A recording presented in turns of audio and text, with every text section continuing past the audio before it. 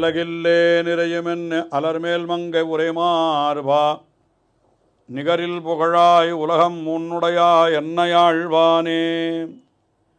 நிகரிலமரர் முனிக்கணங்கள் விரும்பும் திருவேங்கடத்தானே. புகழொன்னில்லாவடியேன் உன் அடிக்கீழமர்ந்து புகுந்தேனே. ஆழ்வார்கள் வாழி அருளிச் செயல் வாழி தாழ்வாதுமில் குறவர்தாம் வாழி. ஏழ்வாறு முய்ய அவர்கள் உரைத்தவைகள் தாம் வாழி செய்யமறை தன்னுடனே சேர்ந்து. அன்பர்களுக்கு அடியனுடைய பணிவான வணக்கங்கள். புரட்டாசி மாதம் பிறந்திருக்கிற இப்பொழுது அந்த புரட்டாசி மாதத்தினுடைய பெருமைகள் சிலவற்றை நாம் இங்கே கூற விரும்புகிறோம். மாதங்கள் 12, அதிலே புரட்டாசியும் ஒரு மாதம்தானே, இதற்கு என்ன தனிச்சிறப்பு என்று சிலர் நினைக்கலாம். மாதங்கள் 12 இருந்தாலும் இந்த புரட்டாசி என்பது பல விதங்களிலே தனிச்சிறப்பு பெற்றது. ஒரு வகையிலே பார்த்தால் இந்த புரட்டாசி மாதம் சித்திரை, வைகாசி, ஆனி, ஆடி, ஆவணி, புரட்டாசி என்று 6வது மாதமாக அமைந்திருக்கிறது. 6வது மாதம் என்று சொன்னால் ஏறக்குறைய இது நடுநாயகமான மாதம் என்று சொல்லலாம். ஒரு வகையிலே இரட்டை எண்ணிக்கையிலே நடுப்ப மாதம் என்று சொல்ல முடியாது என்றாலும் கூட ஓரளவுக்கு நடுவிலே இருக்கக்கூடிய மாதம் இது புரட்டாசி மாதம் என்று நாம் பார்க்கிறோம். இந்த புரட்டாசி மாதத்திலே என்ன விசேஷம் என்றால், சூரிய பகவான் ஒவ்வொரு மாதமும் ஓரொரு ராசியிலே இருக்கிறார். அதாவது ஒரு ராசியிலே ஏறக்குறைய ஒரு 30 நாள்கள் அவர் சூரிய பகவான் இருக்கிறார். அந்த ராசியில் அவர் இருப்பதை வைத்து அந்த மாதம் கணக்கிடப்படுகிறது. முதலிலே அவர் மேஷராசியிலே இருக்கக்கூடிய ஒரு 30 நாள்கள் ஏறக்குறைய அதை சித்திரை மாதம் என்று சொல்லுவார்கள். அதே போல் ரிஷபராசியில் இருக்கக்கூடிய 30 நாள்களை வைகாசி மாதம் என்று சொல்லுவார்கள். அது சௌரமானத்தினுடைய கணக்கு. சூரியனுடைய கதியை வைத்து சொல்லப்படுகிற கணக்கிலே சூரியன் கன்னியா ராசியிலே இருக்கக்கூடிய மாதம் அதுதான் புரட்டாசி என்று சொல்லப்படுகிறது. அது கன்னி ராசி என்று சொல்லுவார்கள். அப்படிப்பட்ட ஒரு ராசியிலே இருக்கக்கூடிய காலம் அதற்கு புரட்டாசி மாதம் என்று பெயர். மற்றொரு வகையிலே பார்க்கிற பொழுது, அதாவது சாந்திரமானம் என்று சொல்லப்படுகின்ற ஒரு கிரமத்திலே பார்க்கிற பொழுது, பௌர்ணமியும் ஒரு நட்சத்திரமும் கூடுகின்ற அன்றைக்கு ஒரு மாதம் பிறக்கிறது என்று ஒரு கணக்கு சொல்லுவதுண்டு. சித்திரை நட்சத்திரமும் பௌர்ணமியும் கூடின மாதமாயிருந்தால் அதற்கு சைத்திரம், சித்திரை மாதம் என்று பெயர். விசாக நட்சத்திரமும் பௌர்ணமியும் கூடின மாதமாயிருந்தால் அதற்கு வைகாசி என்று பெயர். அந்த கணக்கிலே பூர்வ புரோஷ்டபதம் என்று சொல்லப்படுகிற ஒரு நட்சத்திரம், அதாவது பூரட்டாதி என்று தமிழிலே சொல்லுகிறோம், அந்த நட்சத்திரத்தோடு பௌர்ணமி கூடினால் அதற்கு புரட்டாசி மாதம் என்று பெயர். ஏறக்குறைய அப்படி அந்த நட்சத்திரமும் பௌர்ணமியும் ஒன்றாக கூடுகிற நீக்கத்தான் அந்த மாதம் தொடங்க பெறும் என்று இப்படியெல்லாம் நாம் பார்க்கிறோம். இந்த புரட்டாசி மாதம் என்கிறது எப்படிப்பட்ட மாதம் என்று நாம் பார்த்தோமானால், இது சாதாரணமாக சொல்லுகிற பொழுது அதிகமான வெப்பமும் இல்லாமல், அதிகமான குளிரும் இல்லாமல், அதிகமான மழையும் இல்லாமல் இருக்கக்கூடிய ஒரு நல்ல மாதம் என்று இந்த மாதத்திற்கு ஒரு பெருமை உண்டு. அப்படிப்பட்ட மாதமாக இது பார்க்கப்படுகிறது. இந்த மாதத்திலே நாம் பகவானை குறித்து விரதம் இருந்தால் அது மிக மிக உயர்ந்த பலன்களை கொடுக்கும். மற்ற மாதங்களிலே இருக்கிற விரதத்தை காட்டிலும் இந்த மாதத்தில் இருக்கக்கூடிய விரதங்களுக்கு மிக உயர்வு உண்டு.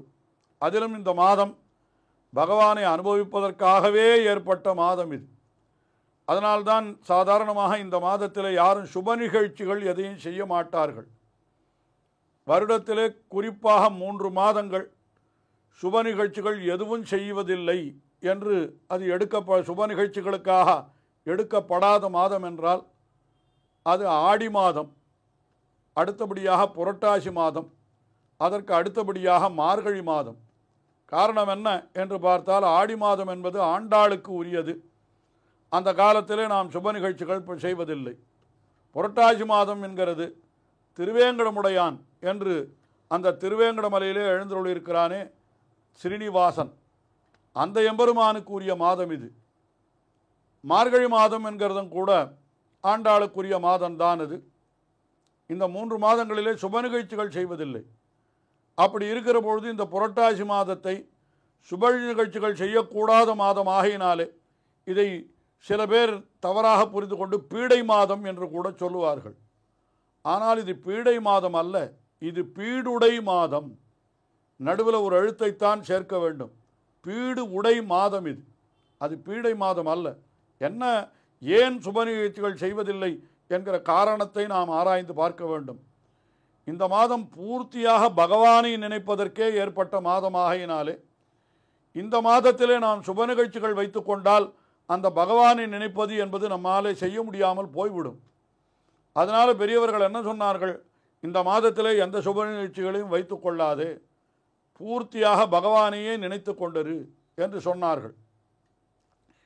பாருங்கள், இந்த மாதத்திலே பகவானுக்கு என்று ஏற்பட்ட நிகழ்ச்சிகள் எத்தனை நடைபெறுகின்றன என்று நாம் பார்த்தோமானால், இது முதலிலே நம்முடைய பித்திருக்களுக்கு ரொம்ப உரிய மாதம். அது நம்முடைய மூதாதையர்கள் இருக்கிறார்களே, அவர்களுக்கு மிக உகந்த மாதம் இந்த புரட்டாசி மாதம். இந்த புரட்டாசி மாதத்திலே வருகிற அமாவாசையை, அதுதான் மகாலய அமாவாசையை என்று சொல்லப்படுகிறது. மிகவும் உயர்ந்த அமாவாசை இது. அந்த அமாவாசையை முடிய அந்த பட்சம் பூரா 15 நாள்கள், அதாவது அமாவாசைக்கு முன்னர் வருகிற பௌர்ணமி தொடங்கி அந்த அமாவாசை வரை இருக்கக்கூடிய கிருஷ்ணபக்ஷத்திற்கு மகாலய பட்சம் என்றே பெயர். இந்த மகாலய பட்சத்திலே பல பேர் மூதாதையர்களுக்கு செய்ய வேண்டிய கடன்களை செய்கிறார்கள் என்று நாம் பார்க்கிறோம். மகாலய பட்சத்திலே சில பேர் அதாவது திதி கொடுப்பது, சில பேர் தர்ப்பணம் செய்வது என்று இப்படி பலவிதமாக வைத்து கொண்டிருக்கிறார்கள். என்ன காரணம்? மற்ற மாதங்களிலே பித்திருக்களுக்கு செய்யக்கூடிய அந்த திதி தர்ப்பணம் முதலியவற்றை விட இந்த மகாலய பட்சத்திலே செய்தால் அவர்களுக்கு இன்னும் மகிழ்ச்சி உண்டாகிறது.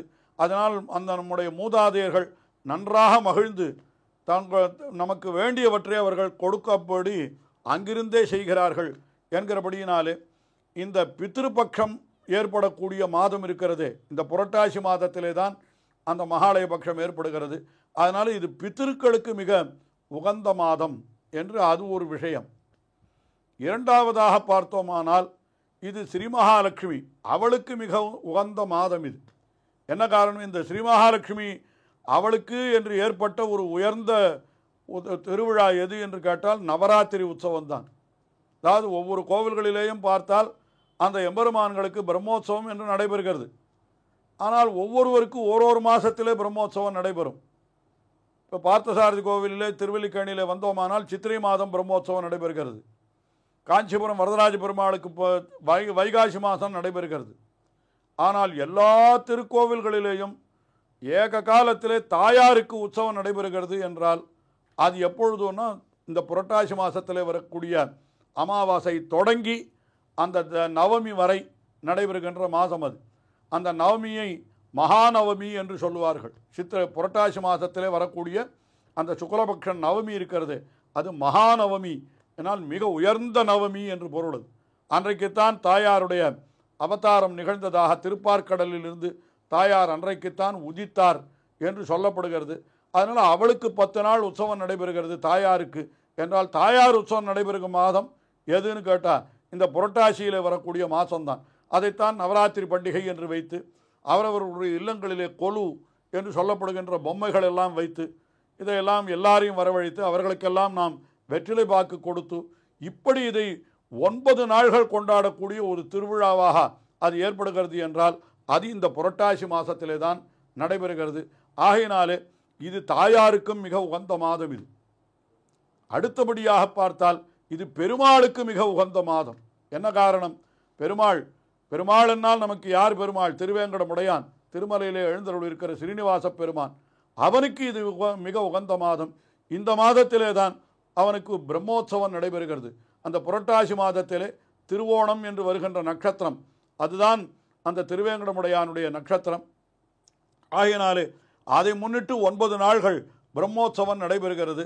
அந்த திருவோண திருவிழா நடைபெறுகின்றபடியினாலே இந்த மாதம் முழுவதும் அந்த திருவேங்கடமுடையானுக்கு உரிய மாதமாக வைத்து பெரியோர்கள் கொண்டாடுகிறார்கள். அதனால்தான் அதுவும் அந்த திருவேங்கடமுடையானுக்கு மிக உகந்த நாள் எது என்றால் சனிக்கிழமை. ஆகையினாலே தான் எல்லா திருக்கோவில்களிலும் புரட்டாசி மாதத்தில் ஏற்படுகிற சனிக்கிழமை, அது 4 சனிக்கிழமைகளிலே சரி, பெரும்பாலான கூட்டம் சேர்ந்து பெருமாளை வழிபடுகிறார்கள் எல்லாரும். என்ன காரணம் என்னால், இது மாதம் முழுவதும் பெருமாளுக்கு உகந்த மாதம். அந்த மாதத்திலே மிகுந்த உகந்த வாரம் என்னால் அது சனிக்கிழமை. அந்த சனிக்கிழமை ரொம்ப விசேஷமாகினாலே புரட்டாசி சனிக்கிழமையிலே அவர்கள் கோவிலுக்கு போய் பெருமாளை சேவிப்பது, தங்களுடைய இல்லத்திலேயே கூட மாவால் வைத்து விளக்கி ஏற்றி அந்த எம்பெருமானை வழிபடுவது என்று இப்படிப்பட்ட பல முக்கியமான காரியங்களை எல்லாம் செய்கிறார்கள்.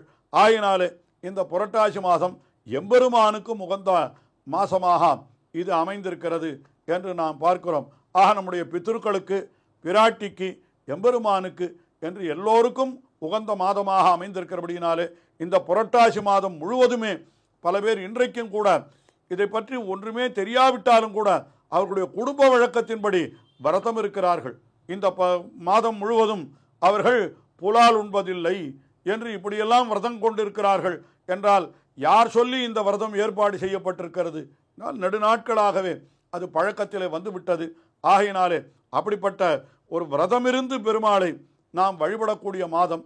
அப்படிப்பட்ட இந்த உயர்ந்த மாதத்திலே அந்த எம்பெருமானை, பிராட்டியை, நம்முடைய மூதாதையர்களை எல்லாம், நாம் ஆழ்வார்களை, ஆச்சாரியர்களை நாம் வழிபட்டு அவர்களுடைய அருளை நாம் பெறுவோமாக. இந்த மாதத்திலே தான் ஆச்சாரியர்களிலே ஒருவரான வேதாந்த தேசிகன், அவரும் புரட்டாசி திருவோணத்தன்று அவதரித்தார். அதே போல வானமாமலை என்கிற திவ்யதேசத்திலே ஒரு மடத்தை ஸ்தாபித்தவர், மணவாள மாமுனிகளுடைய நேர் சிஷ்யர் அவர். அவர் இந்த புரட்டாசி மாதத்திலே புனருசு நட்சத்திரத்திலே அவதரித்தார் என்று பார்த்தால் இது ஆச்சாரியர்களுக்கும் உகந்த மாதமாக இருக்கிறது. ஆஹா, நம்முடைய மூதாதையர்களுக்கு, பிராட்டி ஸ்ரீ மகாலட்சுமிக்கு, திருவேங்கடமுடையான் ஸ்ரீனிவாசனுக்கு, ஆழ்வார்களுக்கு, ஆச்சாரியர்களுக்கு எல்லாருக்கும் உகந்த மாதம் புரட்டாசி மாதம். இந்த மாதங்களிலே நாம் பெரியோர்களை, அதாவது நம்முடைய முன்னோர்களை, பிராட்டியை, பெருமானை, ஆழ்வார்களை, ஆச்சாரியர்களை வழிபட்டு எல்லா நலன்களையும் அடைவோமாக. ஸ்ரீயக்காந்தாய கல்யாண நிதையே நிதையேர்த்தினாம் ஸ்ரீவேங்கடநிவாசாய ஸ்ரீனிவாசாய மங்களம். ஸ்ரீமத் சுந்தர ஜாமா திருமுனிமானசவாசினே சர்வலோக நிவாசாய ஸ்ரீனிவாசாய மங்களம். மேலும் இது போன்ற சிறப்பான நிகழ்ச்சிகளை காண இப்போவே லைக் பண்ணுங்க, ஷேர் பண்ணுங்க, மறக்காம சப்ஸ்கிரைப் பண்ணுங்க.